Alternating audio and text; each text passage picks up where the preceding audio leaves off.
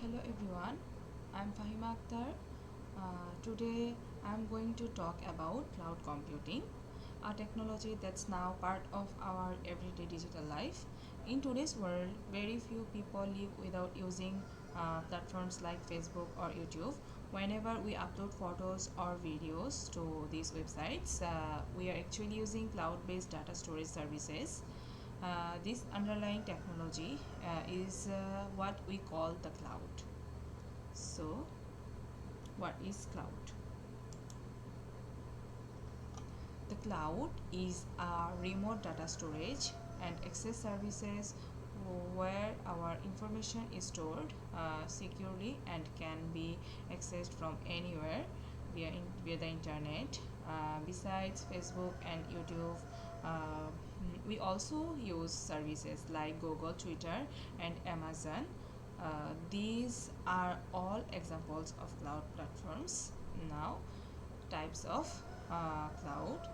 Cloud computing is generally divided into three main types: public cloud, private cloud, hybrid cloud.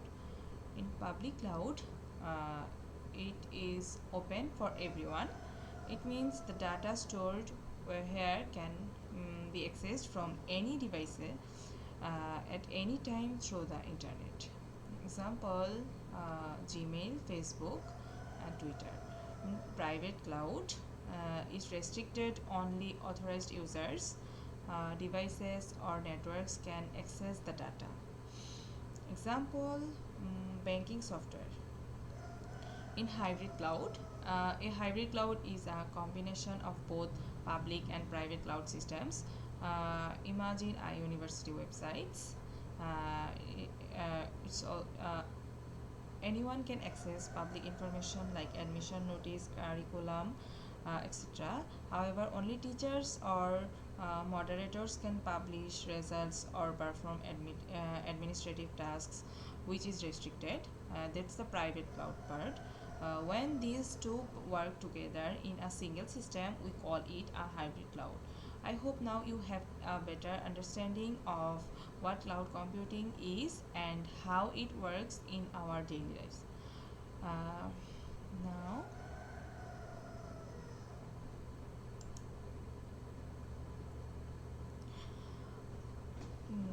cloud technology benefits, limitations, and future potential. Now, I will be talking about benefits, limitations, and its future possibilities. Let's begin with the benefits. With cloud technology, you can access your data from any device, anywhere in the world. Your data remains secure on the cloud. The same data can be accessed by multiple users at the same time from different devices. You don't need to install any special software to access your data. So now let's talk about some limitations. So, cloud services requires an internet or intranet connection to access data. Also, the speed of accessing or uploading data depends heavily on your internet connection. For instance, you can't check your Gmail without internet access. Even uploading or downloading emails depends on your connection speed. So, if your internet is slow, your cloud experience will also be slow. Moving on to the future of cloud technology.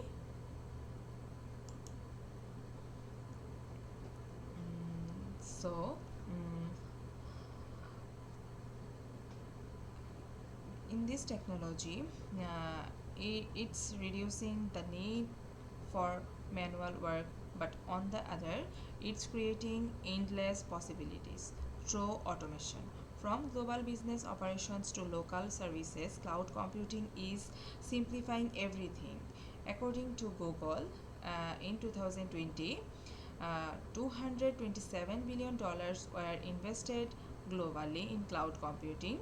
By 2025, most businesses and entrepreneurs are expected to operate fully through the cloud. This means thousands of new job opportunities will emerge in this sector. Furthermore, Google predicts that by 2026, the use of cloud computing will increase fivefold compared to today. Cloud systems will create a seamless communication network. So, now next, moving to the cloud computing services. So, and cloud computing services includes infrastructures as a service, platform as a service, and software as a service. So,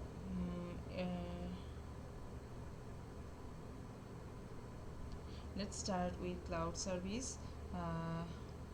Uh, a This provides virtualized computing resources over the internet like servers, storage, and networking. It gives users full control over the infrastructure without managing physical hardware. Then platform as a service. This model provides a ready-to-use platform for developers to build, test, and deploy applications. You don't need to worry about managing servers or databases. And in software as a service, probably the most common model.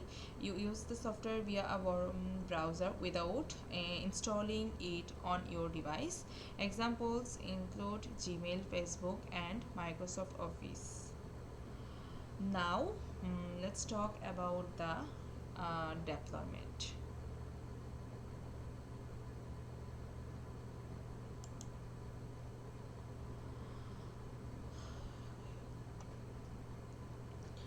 Let's briefly explore how cloud. Let's talk about the deployment models. This defines how cloud services are made available to users. Public cloud, open for everyone. In private cloud, restricted and used by a single organization. In hybrid cloud, a combination of both public and private clouds. Use of Uses of cloud services, data storage and backup, and also software and app hosting, and we use disaster recovery, also remote collaborations, big data analytics, AI and machine learning deployment. Top providers include Google Cloud, Microsoft Azure, and AWS. Now, network configuration. Switching in our cloud platforms. Now we will see how we configure switching in our cloud platforms. First, we connect the core switch using a console cable. To proceed, we need a software called PuTTY, which is essential for console access. We download it by visiting www.putty.organization and selecting the appropriate version based on our system. After installing PuTTY, we open it, select the serial connection type and click open. A terminal window appears when we log in using the default username and password. Next, we begin configuring the switch by creating a virtual LAN.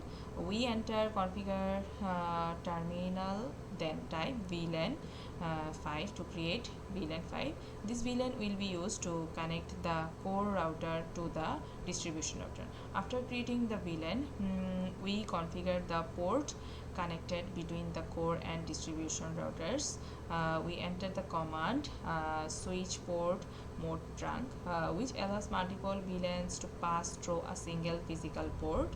Similarly, based on network requirements, we continue configuring the distribution switch and server farm switch. This step-by-step process ensures seamless data flow and efficient cloud network performance. Now,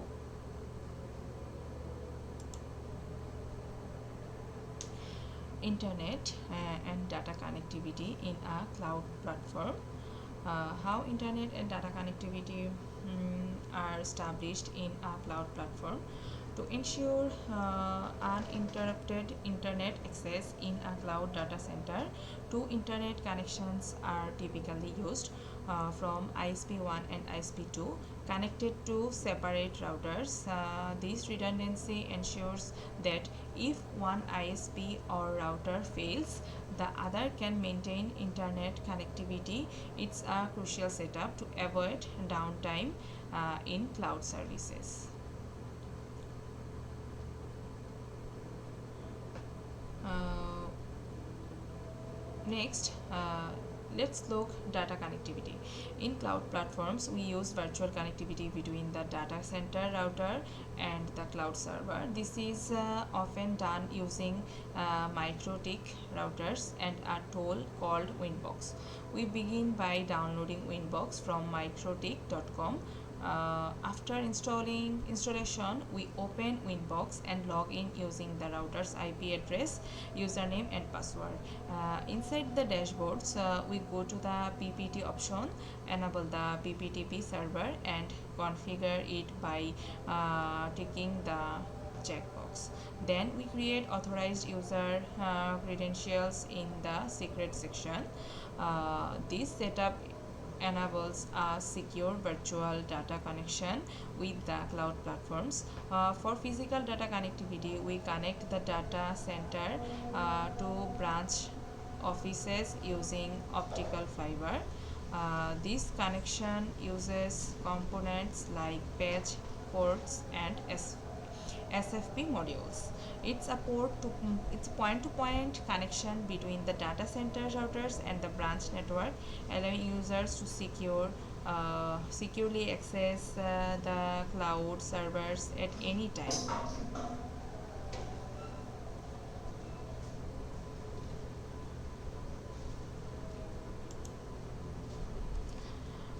Routing configuration in a cloud platform. So we start by configuring the router using the pairing IP and other data provided by the internet services provider. The first step is to configure the uh, one interface. To do this, we open the PuTTY software and connect to the router using the given IP address. Once connected, we log in with the username and password. After logging in, we enter privileged mode using the enable command and then access the configuration mode by typing configure terminal.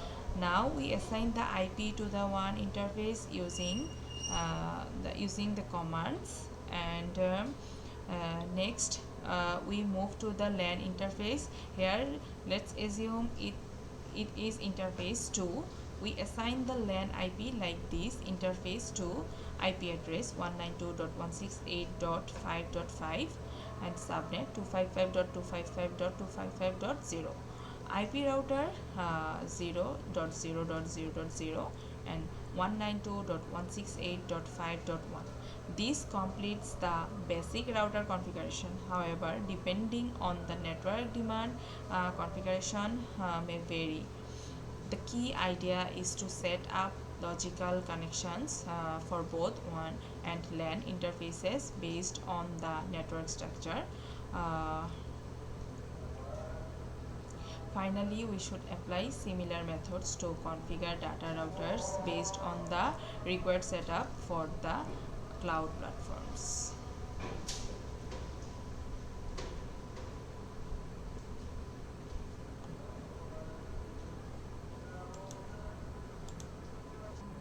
Types of storage systems and SAN storage configuration. There are mainly three types of storage systems used in servers: direct attached storage, network attached storage, and storage area network.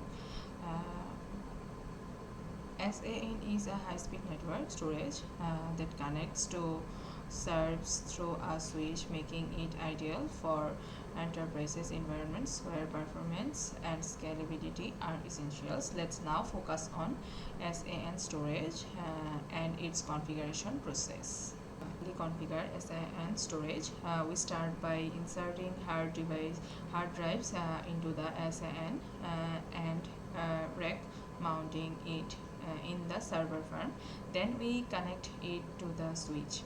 in our setup, we are using HP MSA 2014-40 storage. We open a browser and enter the default IP address 10.0.0.3 to log in to the management interface. The default username and password are both managed. Once logged in, you will see previously created storage arrays and configures with RAID 10. There are three RAID arrays, two used traditional hard drives and one used SSDs. Before starting the configuration, I have already installed four SSDs, each with 1.6 terabytes of capacity. Now we go to provisioning, where we can either provisioning wizard or manually create a virtual disk. Let's create a new virtual disk and name it something like NVMe SSD11. You will be prompted to choose a RAID level. By default it's RAID 6. You can change it based on your needs. For RAID 5 you must select at least 3 disks. One extra disk can be selected as a spare, which will automatically rebuild the array if one disk fails.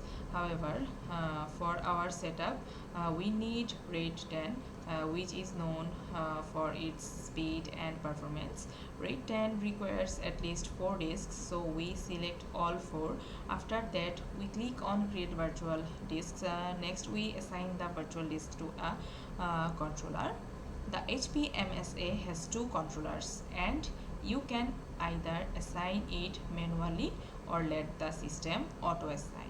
Each of our 4 SSDs is 1.6 terabyte, totaling 6.4 terabyte. But since RAID 10 mirrors the data, only 3.2 terabyte is usable.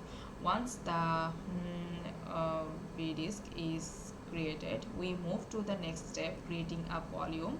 Go to the provisioning tab again and select create volume. Choose a name for the volume. Go to the provisioning tab again and select create volume.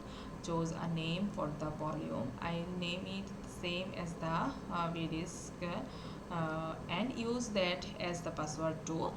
You can assign the full available space using the slide. And now we need to map the volume to a host by assigning a LUN number, logical unit number. It's like a partition ID.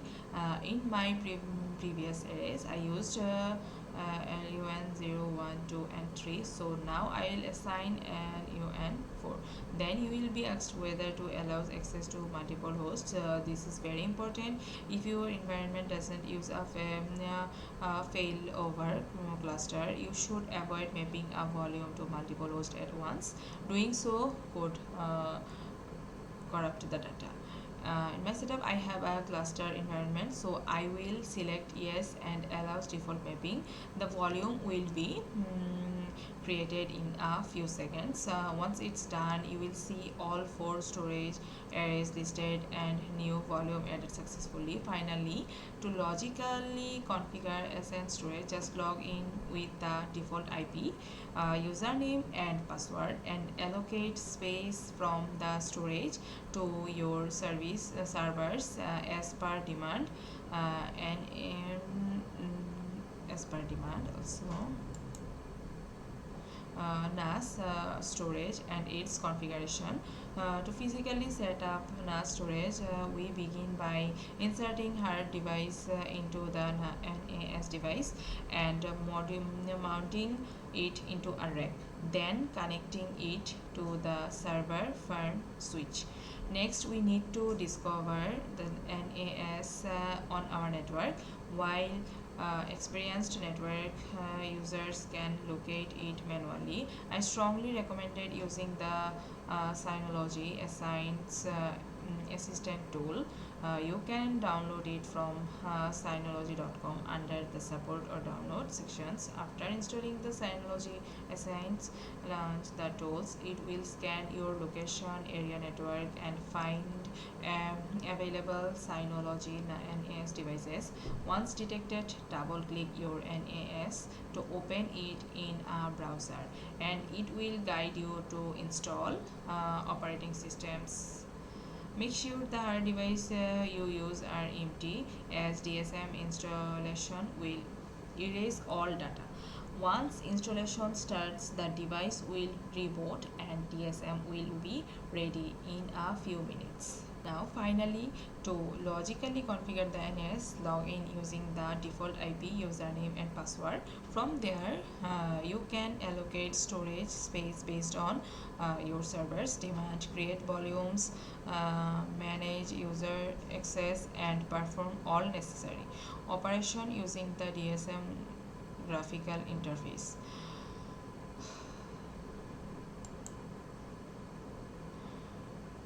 Tab library and storage connection with server. First, connect the tab library to the server using fiber channel cables and insert the cartridge properly. To configure the tab library, open any browser and enter the IMM port.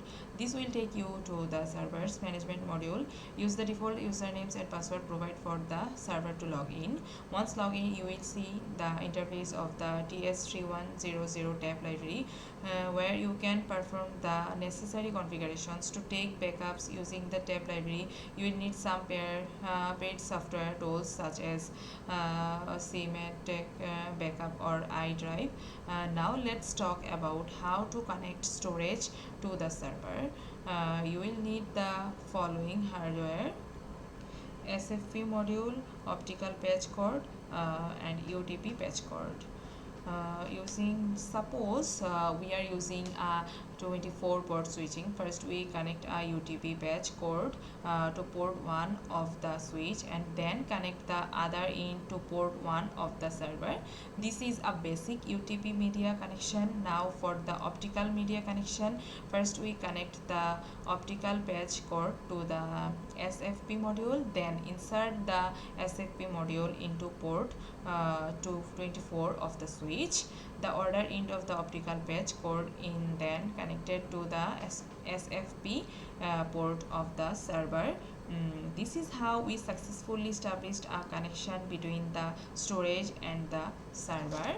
Now backup system in the cloud platforms, which is truly the heart of any cloud platforms. In this setup, we typically have two data centers. One is the main data center and the other one is the disaster recovery site using specialized software. Data is automatically replicated from the data center storage to the DR site, ensuring business.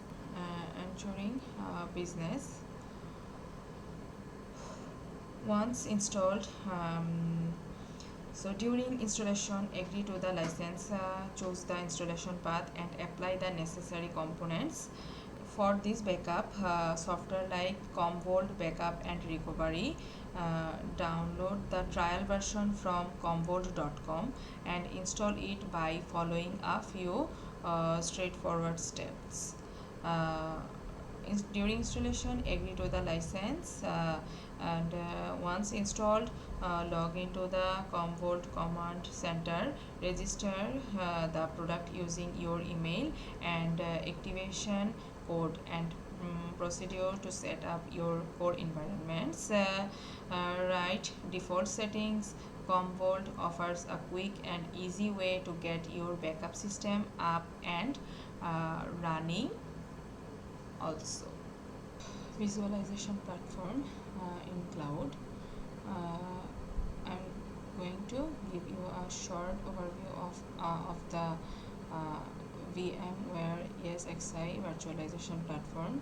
To access the ESXi server, we first open any web browser and enter the IP address configured on the server.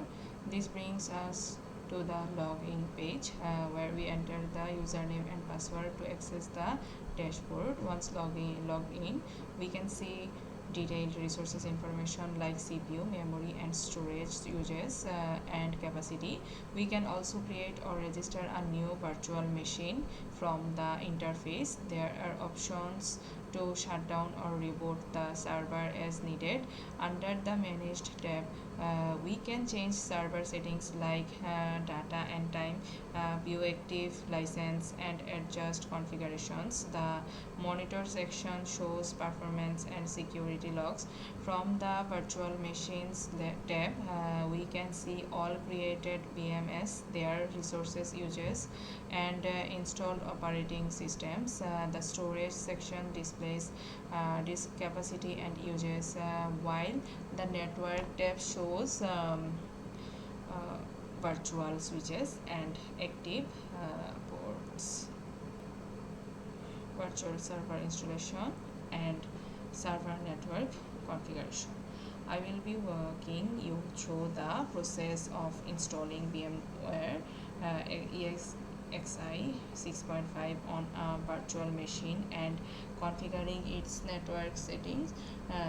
This session will help you understand the essential steps required to set up a virtual server and prepare it for use in a lab or production environment. To begin, I create a new virtual machine on my computer, attach the official ESXi 6.5 ISO image downloaded from VMware's website.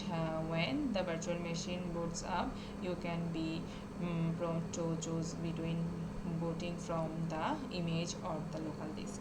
The ESXi installer loads into memory, which takes a few moments. You will then see the welcome screen showing ESXi version. If you are using a specific brand like HP or Dell, you should download their customized ESXi image for VMware, as these contain necessary drivers. Once installation starts, you must accept the license agreement. Then the installation will scan and available disks. I recommended settings a static IP address instead of using DHCP, especially in product environments. You can configure this by pressing F2. Authenticating with the root password and navigating to the configure management network section.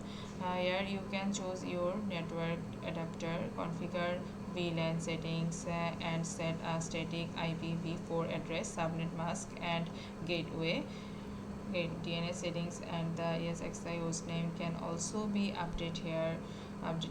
Once the changes are made, you will be prompted to restart the management network. You may also use tools like test management network to ping your gateway or DNS server and verify network connectivity.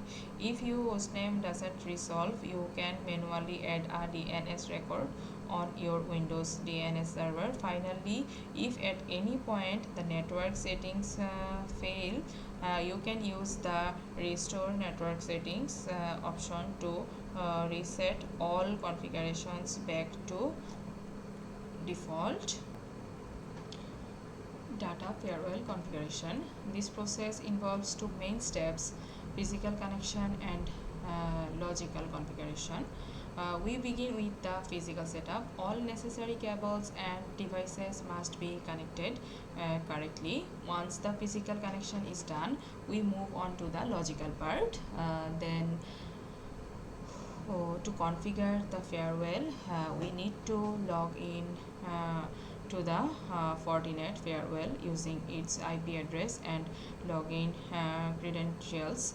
After logging in, we assign IP address to the farewell ports. Let's assume we are using port 18 for the first LAN. We go to the network interfaces sections, select port 18 and click on edit. In the edit windows, we set the role to LAN. We give it an alias like LAN 1.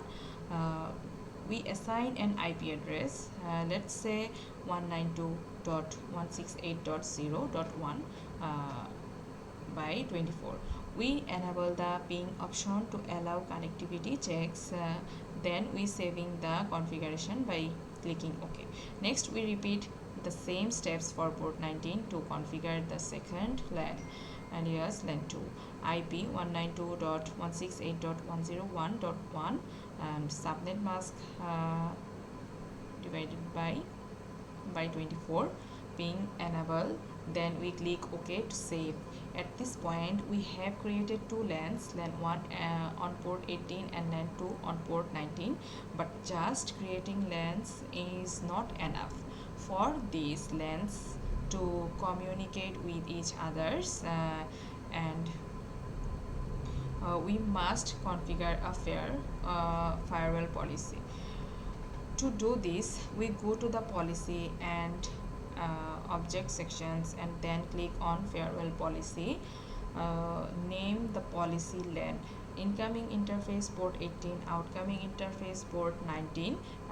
We can define a source IP address or label it blank to allow all traffic from port 18. Then under action we select accepts to allow the traffic. If we had selected deny, no traffic would pass. Finally, we click OK.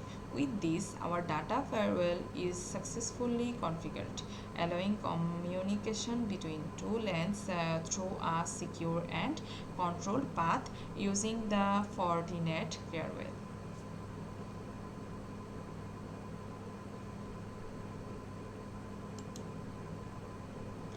Now, internet firewall configuration. A typical internet firewall setup has two sides. The one side which connects to the internet through the ISP, the LAN side where our location uses the connected location where our local users are connected. My mistake. We start by logging into the Fortinet firewall using its IP addresses, usernames and passwords. First, let's configure the one side. To do that, go to the network interfaces sections. Let's assume the ISP cable is connected to port 18. Click on port 18, then go to edit. Set the alias to 1. For role, select 1. Enter the IP addresses provided by the ISP. Let's say 192.168.101.2 by 24. Enable the ping option so we can test connectivity. Then click OK to save the configuration. Next, we need to configure a static router so that our network knows how to reach the internet. Go to the static routers route section, click create new. For destination, use the default route. Set the gateway to the ISP's gateway. Select the outgoing interface as port 18 since it connects to the ISP. Click OK to apply.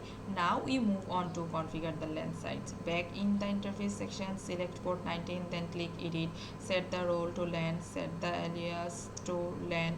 Assign the IP addresses you want to use for your local network. For example, 192.168.102.1. Click OK to save. At this point, we have configured both the WAN and LAN sites. However, for traffic flow from LAN to WAN, meaning from our users to the internet, we need to create a firewall policy. To do that, go to the firewall policy section and click create new. Name the policy LAN to WAN. Set the incoming interface as port 19. Set the outgoing interface as port 18. For action, select accept to allow traffic. If we had chosen deny, traffic would be blocked. Finally, click OK to save. And that's it. Your internet firewall is now configured. Users on the LAN can now access the internet securely through the Fortinet firewall. The DMZ zone configuration. First, we log in to the firewall using its IP addresses. Then we go to the network interfaces section. Let's assume our DMZ is connected to port 18. We select port 18, click edit, set the alias as DMZ and choose the role as DMZ. Next, we assign the IP addresses for the DMZ zone. For example, 192.168.101.1. We apply the subnet mask and click OK to save. Now we need to configure a firewall policy so traffic can flow. Without a policy, traffic between ports won't work. Go to firewall policy, then click create now new. Since external users will access servers in the DMZ, the incoming interface will be port 19 and the outgoing interface will be port 18 DMZ. We name the policy 12 DMZ.